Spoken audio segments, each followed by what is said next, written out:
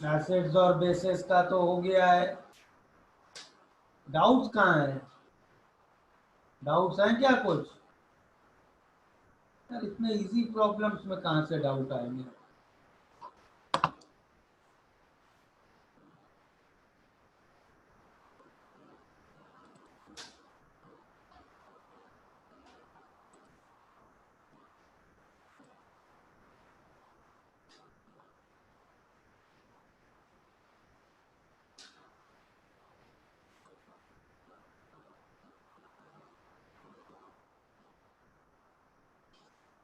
Thirty one.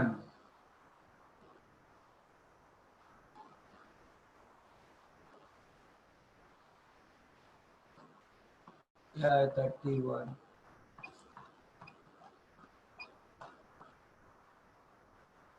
A compound having formula NH2CH2COOH। मालूम है तुम सबको, COOH कार्बोक्सिलिक एसिड होता है। CH2OH में H इज एसिडिक, तो COOH एंड से it can act as acid. तो ये जो कंपाउंड दिया है NH2CH2COOH, ये H एसिडिक होता है, तो इस एंड से it can act as acid. और यहाँ नाइट्रोजन के पास लोन पेयर है, H प्लस एक्सेप्ट कर सकता है। From this end this molecule can act as base. NH2 group को अमीन कहते हैं, if you know, and amines are bases, correct? So this compound can act both as acid as well as base. एक और कर देता हूँ 60। 60 में दिया है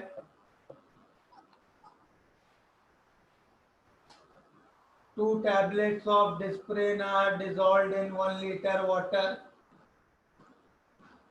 तो टोटल वेट टैबलेट्स का हो गया 2.4 ग्राम। उसमें एसिड है 75%। तो इतने ग्राम्स पर लीटर डिजोल्व हुआ है। और मोलर मास तुम देखोगे 180 है, तो मोलैरिटी आ गई 0.01। के ए दिया है एसिड का 10⁻²।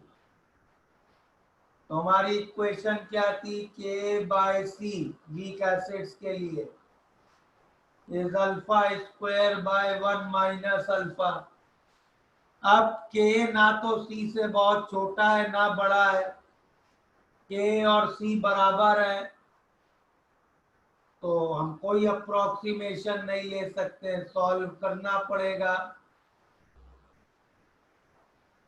क्वाड्रेटिक सॉल्व करनी पड़ेगी।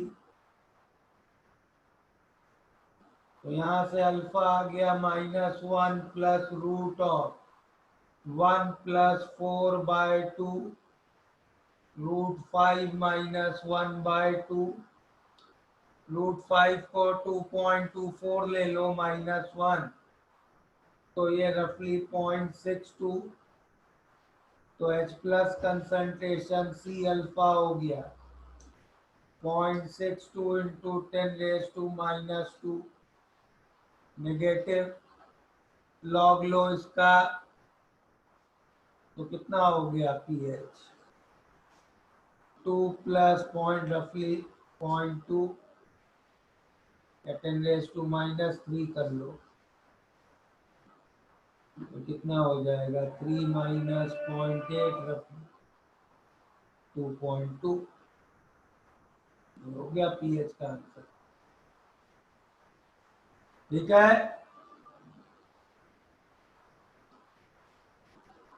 क्लियर?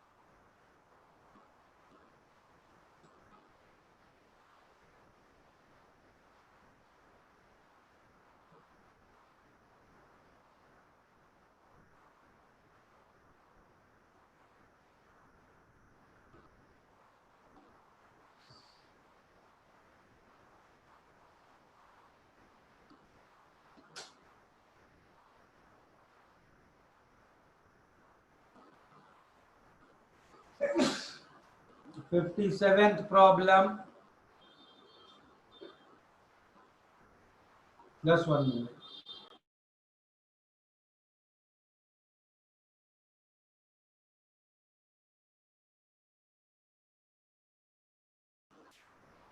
फिफ्टी सेवेंथ प्रॉब्लम में पूछा है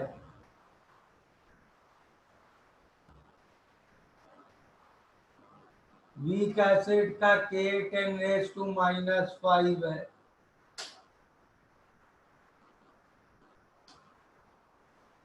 वीक एसिड मतलब HA plus water going to H3O plus and A minus. इस रिएक्शन का Ka10⁻⁵ है।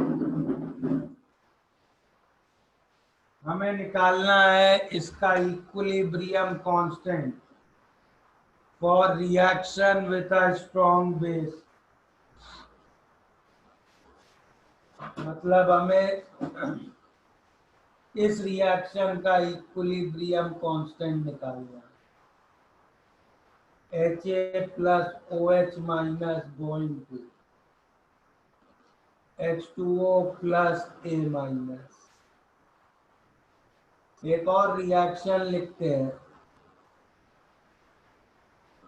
H3O plus plus OH minus goes to H2O plus H2O। इसका इक्विलिब्रियम कांस्टेंट हमें मालूम है 10⁻⁻14।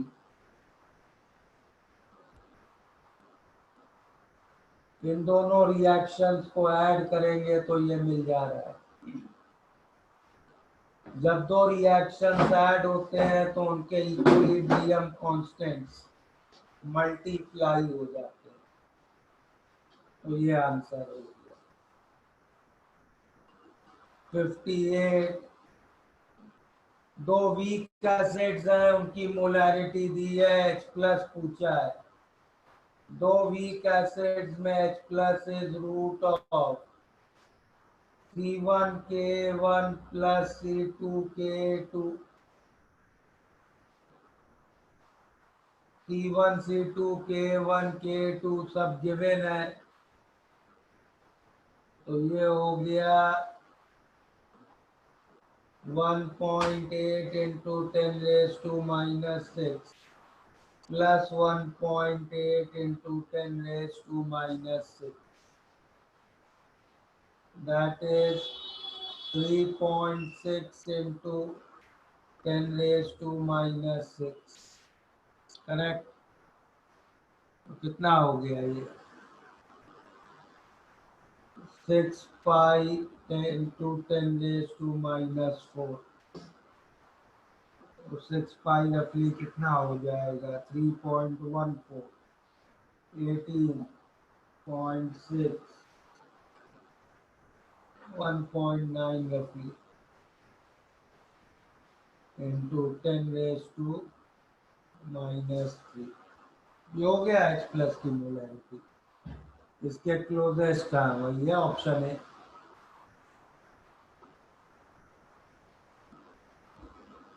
फिफ्टी 59 बोलो पार्थ। सर 57th में जो आपने थर्ड रिएक्शन फाइनल लिखा था वो तो फिर उसमें OH माइनस स्ट्रॉन्ग बेस होता है। हाँ ओके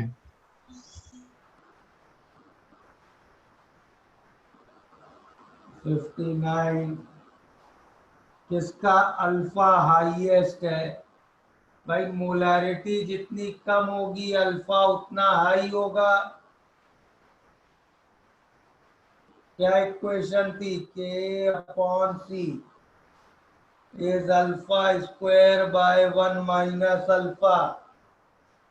C कम करते जाओगे तो LHS बढ़ता जाएगा, तो RHS को भी बढ़ना पड़ेगा, तो अल्फा को बढ़ना पड़ेगा। As C decreases, alpha increases. This is also called as dilution law. एक वीक इलेक्ट्रोलाइट का सॉल्यूशन जितना डाइल्यूट करते जाओगे उतना उसका डिग्री ऑफ डिसोसिएशन बढ़ता जाएगा। Okay,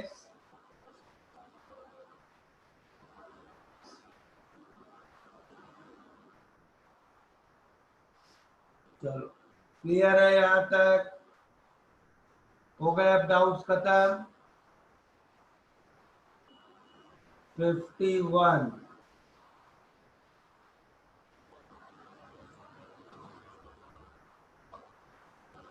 reaction of acetic acid with a base, सबसे ज्यादा किसके will proceed towards right to maximum extent?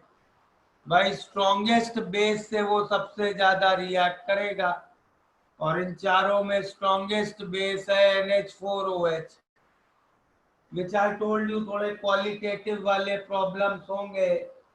4 acid या 4 बेस दिए और तुमसे ये पूछ ले कि स्ट्रॉन्गेस्ट कौन है वीकेस्ट कौन है, तो उसी टाइप का प्रॉब्लम है। गिवन चारों ऑप्शंस में 51 में strongest base is NH4OH।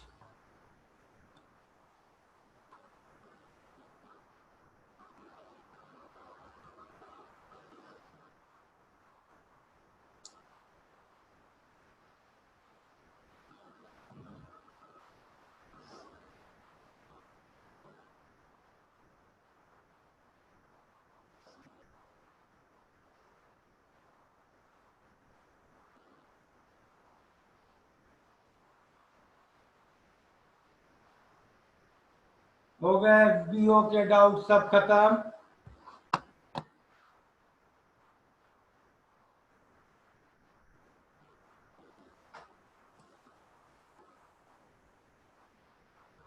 Okay चलो,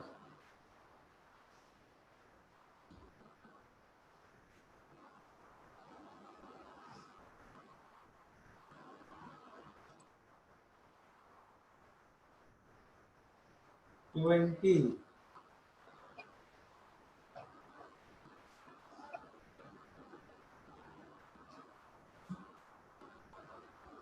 HCl और NaOH मिक्स किया। देखो HCl स्ट्रॉन्ग एसिड है, NaOH स्ट्रॉन्ग बेस है, पहले उनको कंप्लीटली रिएक्ट करा लो। तो HCl कितना डाला है तुमने? 50 ml 0.4 मोलर, तो 20 मिली मोल्स HCl डाला। नॉर्मेलिटी को अभी मोलारिटी ही ले लो। ओके, NaOH डाला है 10 मिलीमोल, तो लिमिटिंग रिएजेंट NaOH है वो खत्म हो जाएगा। तो फाइनली रिएक्शन के बाद हमें केवल HCl बचेगा 10 मिलीमोल फाइनल, और टोटल वॉल्यूम हो गया है फाइनली 100 ml। तो HCl की मोलारिटी हो गई है 10/100.1, तो H प्लस की कंसंट्रेशन 0.1 pH1।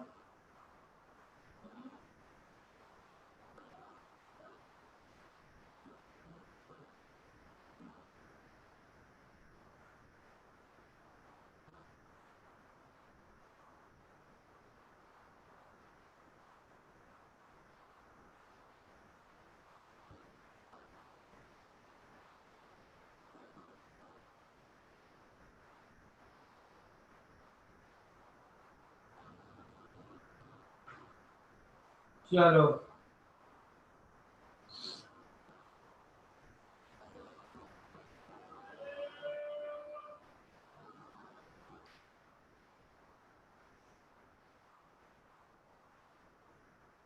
एक दो क्वेश्चंस करते हैं before I go to solve.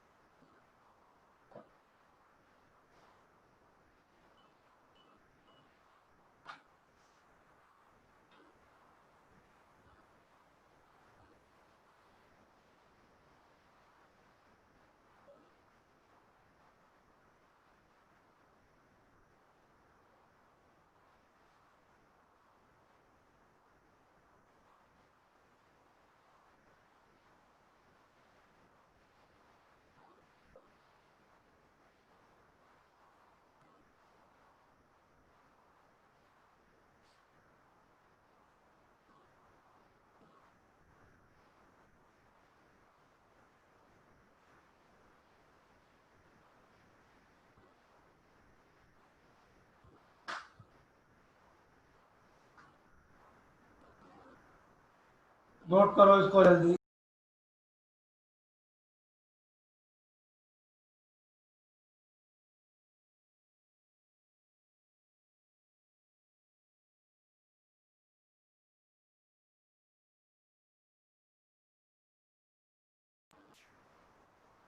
ये first question,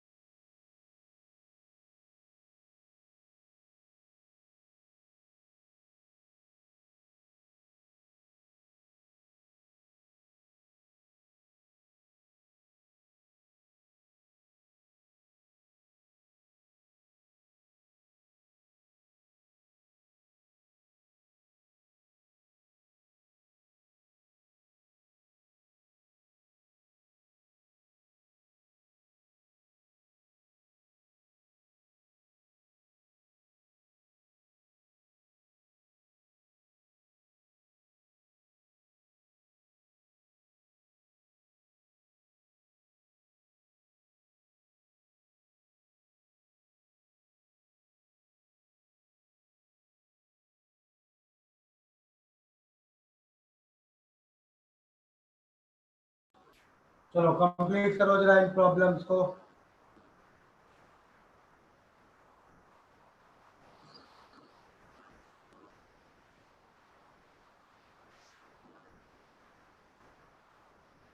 first, second,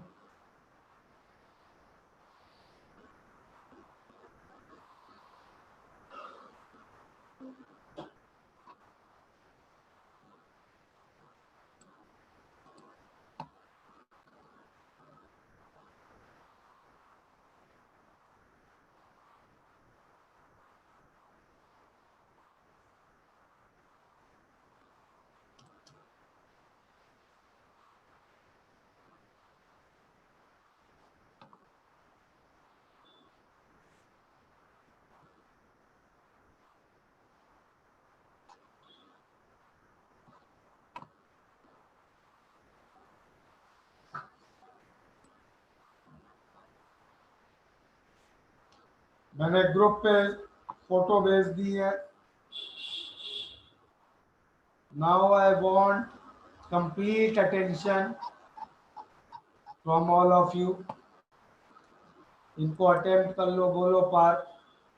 sir first में हम लोग को सी का के much less than C assume करना है ना, कि केसेस लेके आई करना not help you, I can इधर सॉल्व द प्रॉब्लम। पहले एक बार खुद सोचो। है। Okay sir. तो this according to me are finally good problems. इनमें पहले अपना दिमाग लगा लो, देखो खुद से क्या समझ में आ रहा है, कितना समझ में आ रहा है।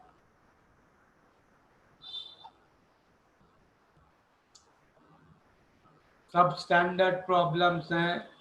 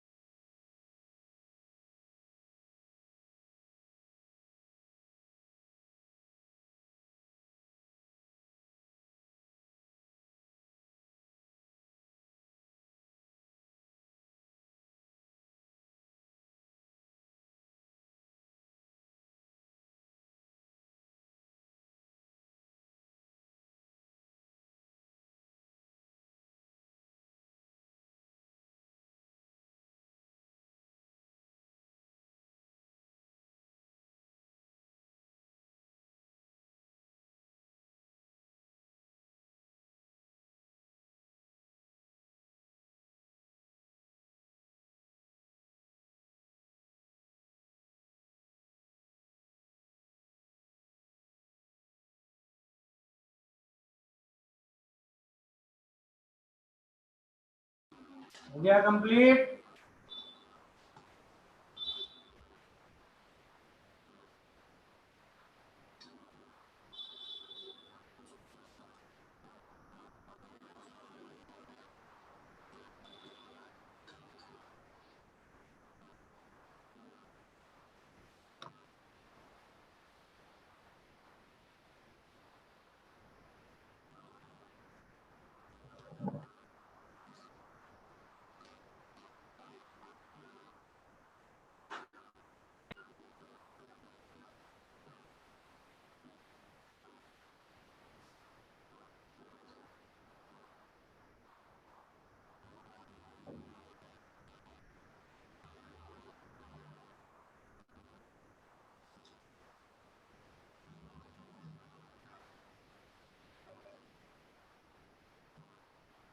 चलो भाई,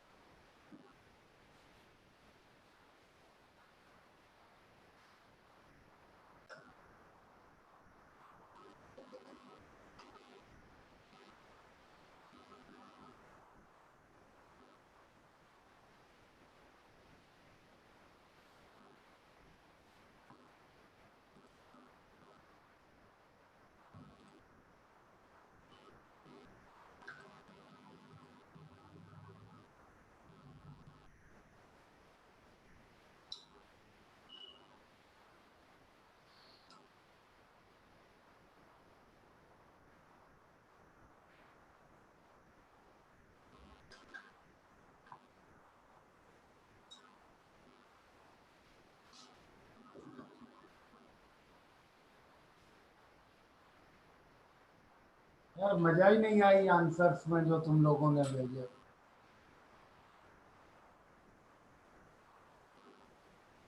चार प्रॉब्लम दिए, हर कोई दो या तीन सही करके भेजता, एक या दो गलत, तब तो डिस्कस करने में मजा आती। अभी तो सबके सब गलत है, क्या डिस्कस करें। आधे लोगों ने तो भेजा ही नहीं, 10-12 लोगों ने अटेम्प्ट किया है केवल।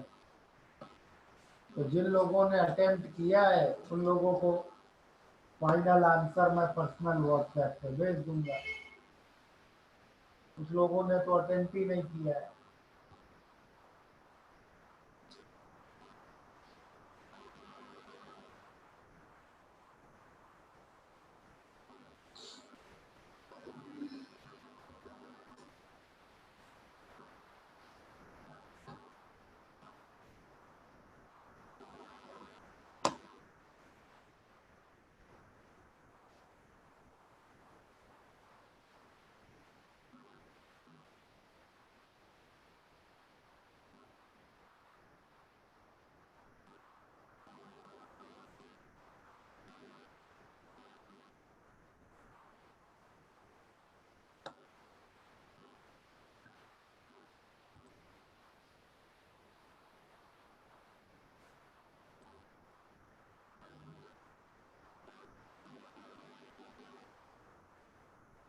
चलो पहले दो के आंसर्स बता देता हूँ।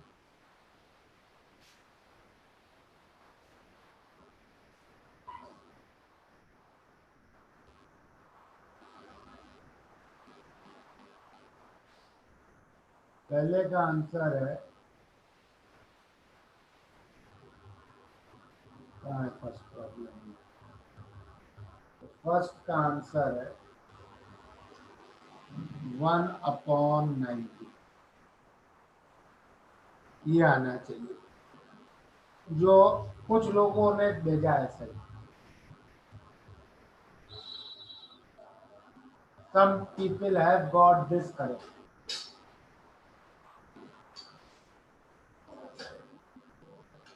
सेकंड का आंसर है, ये शायद एक ही स्टूडेंट ने सही भेजा है मुझे, वो भी शायद आई एम नॉट श्योर उसका पूरा सही है कि नहीं। इसके करेक्ट आंसर है RTTT।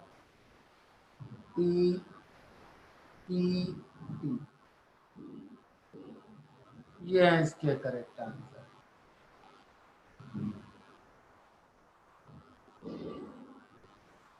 देखिए उसने भी सही भेजा था कि नहीं।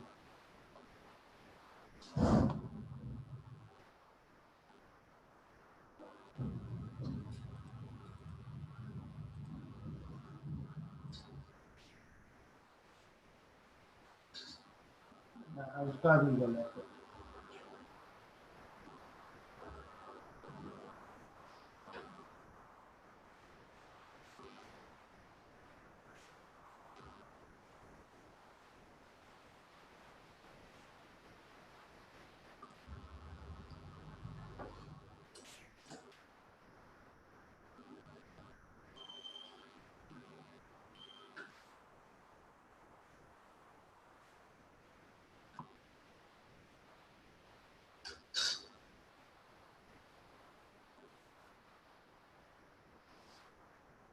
पहला क्वेश्चन था, 3 एसिड्स हैं,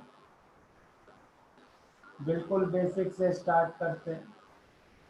HA स्ट्रॉन्ग एसिड है, पूरा डिसोसिएट करेगा। HB और HC वीक एसिड्स है।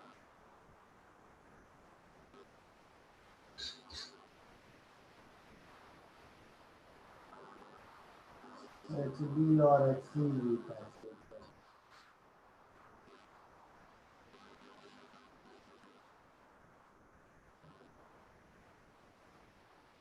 इसकी मोलैरिटी इनिशियली दी थी 0.09, इसकी 0.1, इसकी 0.1, तो फाइनली ये 0.09, 0.09, 0.01, 1 minus alpha 1, 0.09 plus 0.1 alpha 1, 0.1 alpha 1, 0.11 minus alpha 2, 0.09 plus 0.1 alpha 1 plus 0.1 alpha 2, 0.1 alpha 2। अब टोटल H प्लस दिया था, pH सोल्यूशन का दिया था 1, मतलब टोटल H प्लस सोल्यूशन का 0.1, तो 0.09 plus 0.1 alpha 1 plus 0.1 alpha 2 is 0.1, तो 0.1 अल्फा 1 प्लस अल्फा 2 इज 0.01, तो अल्फा 1 प्लस अल्फा 2 इज 0.1। अब दूसरे रिएक्शन का K दिया था 10⁻⁵, तो 10⁻⁵ is 0.1 into 0.1 alpha 1 upon 0.11 minus alpha 1, तो यहाँ से आ गया 10⁻⁴ is alpha 1 upon 1 minus alpha 1, तो अल्फा 1 आ गया 10⁻⁴, तो अल्फा 2 आ गया 0.1, तो तीसरे का K हो गया 0.1 इंटू 0.1 अपॉन 1 माइनस 0.1,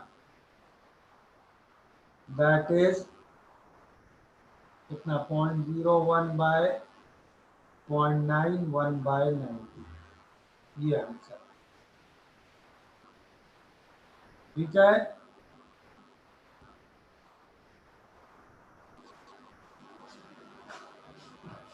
क्लियर, बोलो पर सर दूसरे दोनों वीक एसिड के लिए मैंने उसका H+ कॉन्सेंट्रेशन मैंने सीधा √CKa ले लिया, तो तो रॉन्ग है। बिल्कुल नहीं लगा सकते हो, वही चीज समझाने के लिए तो ये प्रॉब्लम कराया है भाई। कॉमन आयन इफेक्ट लगेगा स्ट्रॉन्ग एसिड का। ओके, यस सर, समझ गया। और कैसे √CK या √C1K1 प्लस C2K2 दोनों ही नहीं लग सकते हैं, समझ गया। कॉमन आयन इफेक्ट है।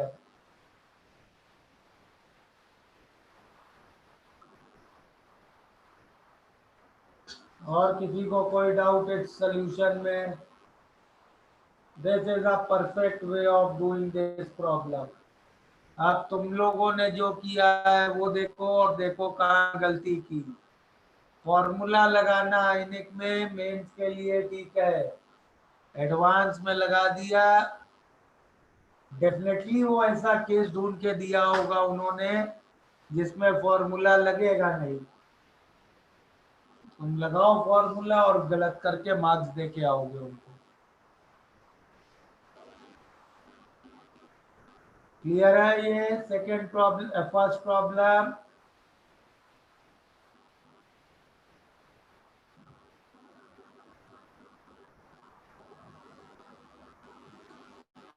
√1 √CK नहीं यूज कर सकते मेरे भाई। √CK जब वो एसिड अकेले होता, जब साथ में एक और वीक एसिड एक स्ट्रॉन्ग एसिड पड़ा है, अगर √CK ही हर जगह यूज करते तो इतने केस करने की जरूरत क्या थी? फिर तो वो बस एसिड डालता जाता, √CK ऐड करते चलते। तो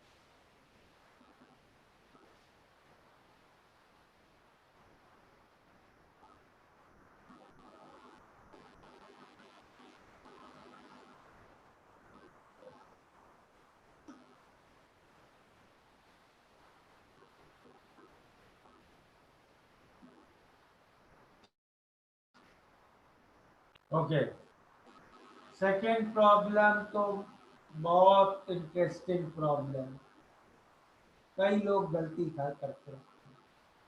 स्ट्रॉन्ग एसिड का के क्या होता है? इंफिनिटी। तो उसके कॉन्जुगेट का, कॉन्जुगेट ऑफ स्ट्रॉन्ग एसिड जो है उसका के बी क्या होगा? किसी भी कॉन्जुगेट एसिड बेस पेयर के लिए के इंटू के बी इज के डब्ल्यू। तो उसके कॉन्जुगेट का के बी 0 है, मतलब वो बेस की तरह एक्ट ही नहीं करेगा वाटर में। HCl एसिड है, H3O प्लस बनाता है, उसका कॉन्जुगेट Cl- पानी में OH- नहीं बनाता है। HCl is strong acid, Cl- is not a base, base नहीं है ये। तो स्ट्रॉन्ग एसिड का कॉन्जुगेट कुछ नहीं होता है, ना तो वो एसिड होता है ना बेस होता है, बस एक आयन की तरह पानी में पड़ा रहता है। ठीक है, और मान लो कोई वीक एसिड है, इस पे लोगों को एक कंफ्यूजन, एक रॉन्ग स्टेटमेंट अपने माइंड में बिठा के रखते हैं, conjugate of weak is strong. ये गलत स्टेटमेंट लोग अपने माइंड में बिठा लेते हैं।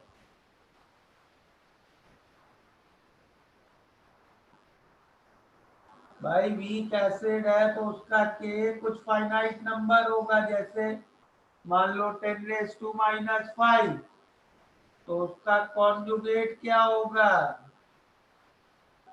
वीक एसिड के कॉन्जुगेट का के बी क्या होगा?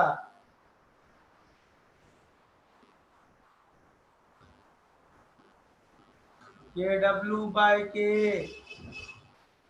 जो इस एग्जाम्पल में आ जाएगा 10⁻⁹। किसी बेस का Kb 10⁻⁹ है तो वो स्ट्रॉन्ग बेस नहीं है, वो वीक बेस है। तो वीक एसिड का कॉन्जुगेट वीक बेस होता है, वीक बेस का कॉन्जुगेट वीक एसिड होता है।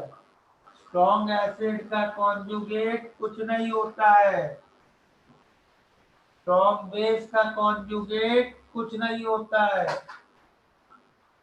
मैंने जो स्टेटमेंट दिया था सही स्टेटमेंट, स्ट्रॉन्गर एसिड इज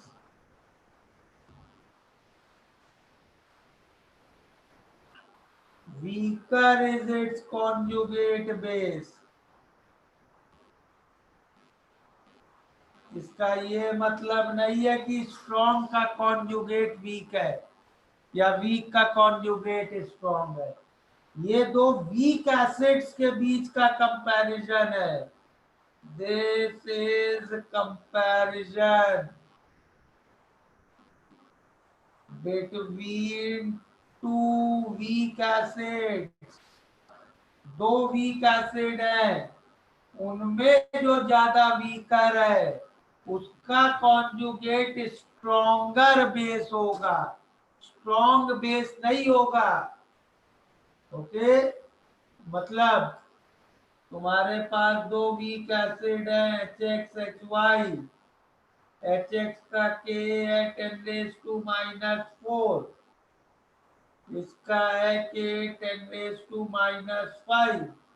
दोनों वीक एसिड है, but HX is stronger than HY। तो HX का कॉन्जुगेट बेस X माइनस, इसका Y माइनस, इसका Kb 10⁻⁻⁹, इसका Kb 10⁻⁹। दोनों वीक बेस है, but HX is stronger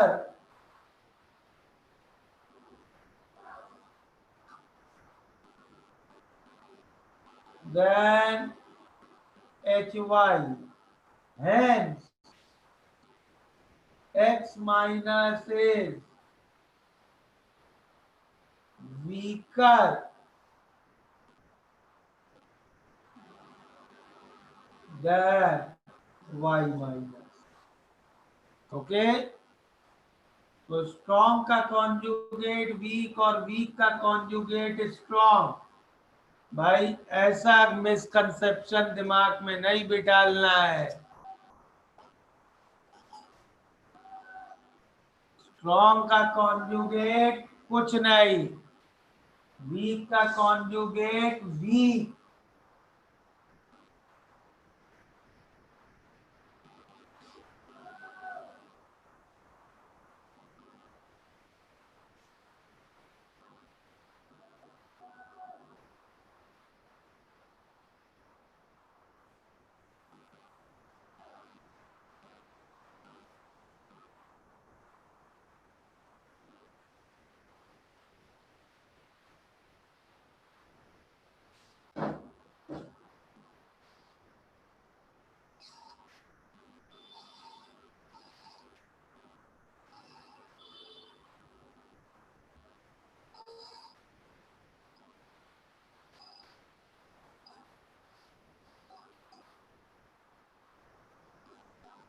K of weak acid can be less than 10⁻⁻40. No problem.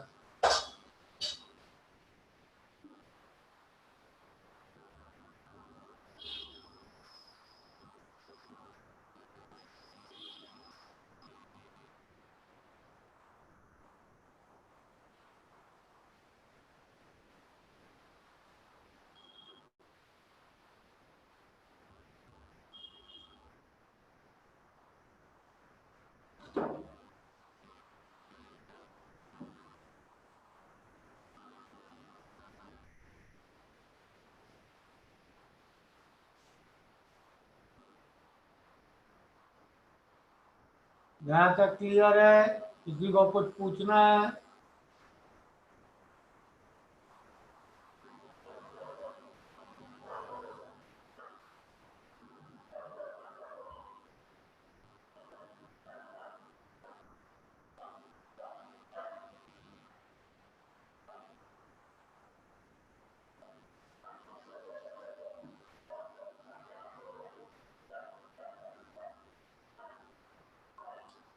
Week acid का conjugate weak base, strong acid का conjugate कुछ नहीं। और वीक एसिड वीक बेस हमेशा इक्विलिब्रियम में रहते हैं। क्या है उनके इक्विलिब्रियम की कंडीशन? कि A is equal to H3O plus into X minus upon H। हमेशा इक्विलिब्रियम में रहेंगे।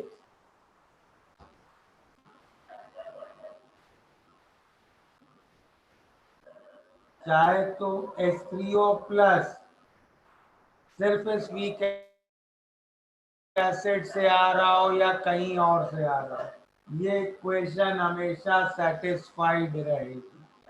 तो अब अगर थर्ड प्रॉब्लम स्टार्ट करें तो इसको मैं थोड़ा रीअरेंज करके ऐसे लिख सकता हूँ।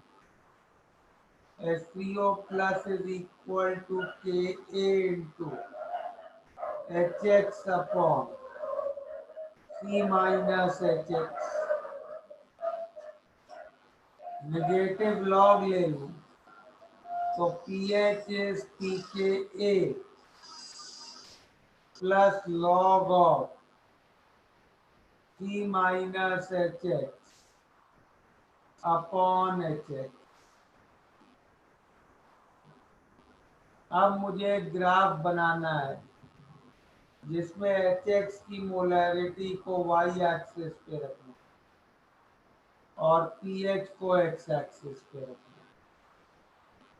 तो इस इक्वेशन में लिख लेते हैं pH की जगह x, pK एक कांस्टेंट है, C मत लिखो, चलो C यूज किया है, K लिख लेते हैं प्लस लॉग ऑफ C एक और कांस्टेंट है माइनस y अपॉन हो।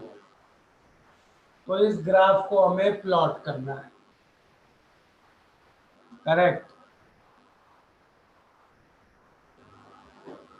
तो इस ग्राफ को हमें प्लॉट करना है।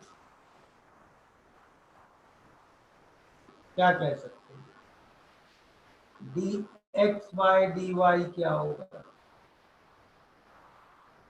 k का तो डिफरेंशियल 0, लॉग को ln में कन्वर्ट कर लिया तो 1/2.303 और लॉग का डिफरेंशियल करोगे तो y by c minus Y और फिर चेन रूल लगाओगे तो वाई स्क्वायर इधर आ जाएगा और ऊपर आएगा y into -1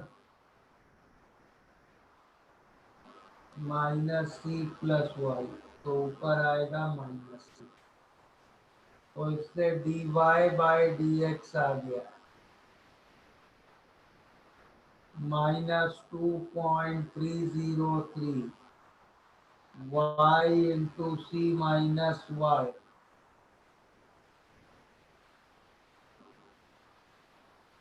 upon c, which is always negative.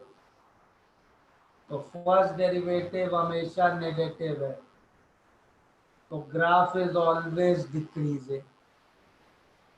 Second derivative check करें, d2y बाई dx2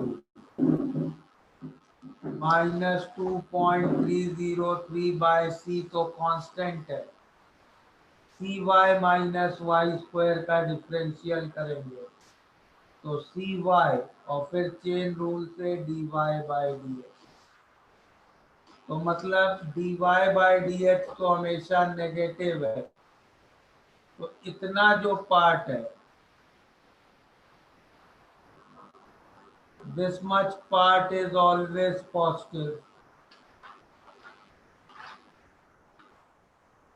अब इधर देखें c माइनस 2y, तो c माइनस 2y, अगर y this is positive if y is less than c by 2 and negative if y is greater than c by 2 और y c by 2 पे 0, second derivative 0 मतलब y equal to c by 2 पे point of inflection है। तो ये graph अब eventually कैसा बना,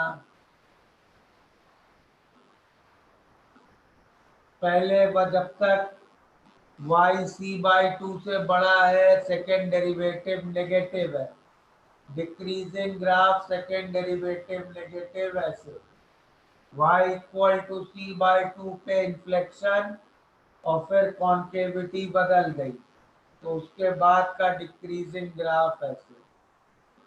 ये हो गया ग्राफ एच एक्स का। तो x माइनस का ग्राफ ये c माइनस एच एक्स इसी में प्लॉट कर लेते हैं, ऐसे और फिर ऐसे, ये हो जाएगा ग्राफ x माइनस का। ये point of intersection is at c by 2 y coordinate, x coordinate pka, तो ऐसे ग्राफ्स बन गए।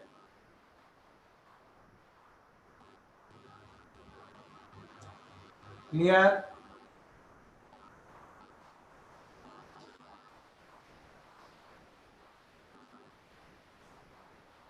ये क्लियर है सबको? ग्राफ बनाना मतलब भाई अपने मन से फ्री एंड लाइन नहीं बनानी होती है, फर्स्ट और सेकंड डेरिवेटिव चेक करने पड़ते हैं। ग्राफ इंक्रीजिंग है, डिक्रीजिंग है, कॉन्केविटी अप डाउन, वो सब डिसाइड करना पड़ता है। तो कभी भी एक वीक एसिड और उसका कॉन्जुगेट वीक बेस इक्विलिब्रियम में होंगे तो इस तरह का ग्राफ हमेशा सेटिस्फाई करेगा। क्लियर है?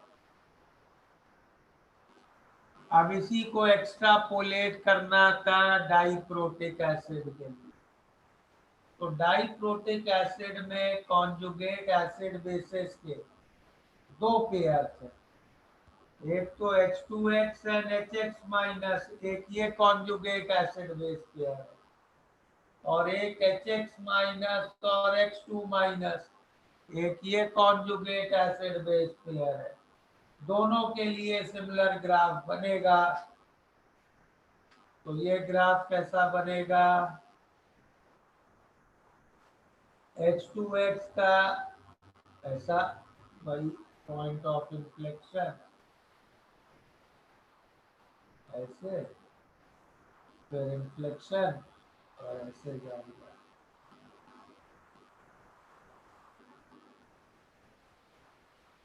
HX माइनस का इसके साथ इक्विलिब्रियम है,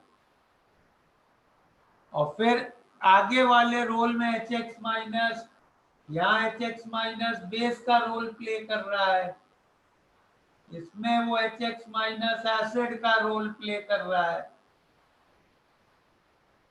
तो ये HX माइनस का ग्राफ होगा, और H2 माइनस का graph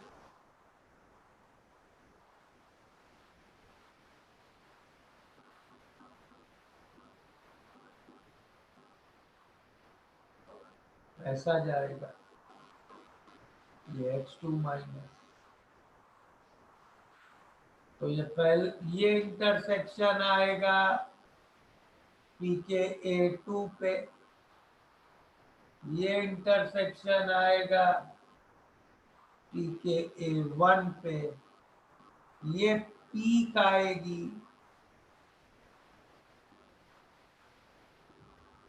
pKa1 plus pKa2 by 2 पे। करेक्ट? तो तो फोर्थ प्रॉब्लम का आंसर डायरेक्टली इस ग्राफ को देख के दे सकते हैं। चलो फोर्थ नेक्स्ट क्लास में कर लेंगे। यहाँ तक क्लियर है?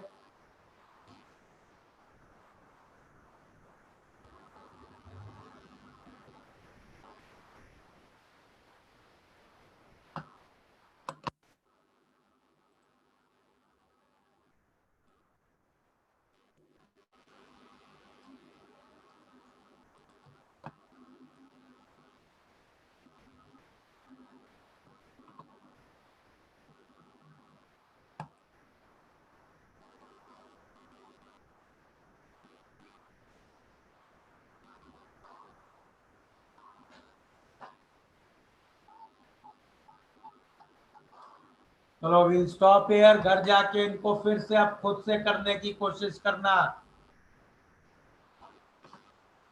चलो बाय एवरीबॉडी।